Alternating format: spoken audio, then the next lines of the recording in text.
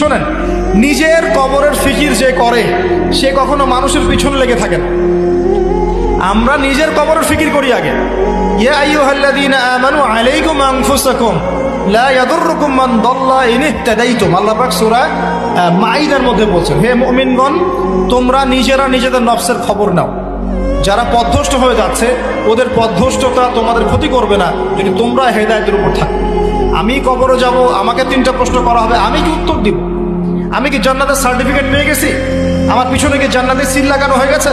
তাহলে আমি কেন আরেক ভাইয়ের নামাজ নিয়ে কটাক্ষ করি?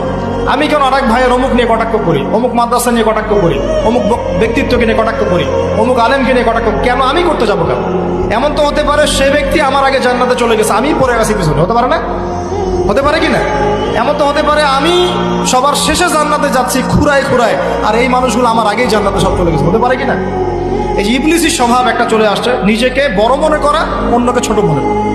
এই কাজ করতে গিয়ে আমরা কিন্তু ঐক্য নষ্ট করে ফেলছি। প্রিয় ভাইরা, সমালোচনার সংস্কৃতি বন্ধ করে ভালোর চর্চা করুন, হৃদ্যতা বাড়ান, আমল বাড়িয়ে দেন, নিজের কবরের ফিকির করি, নিজের কবরের ফিকির করি।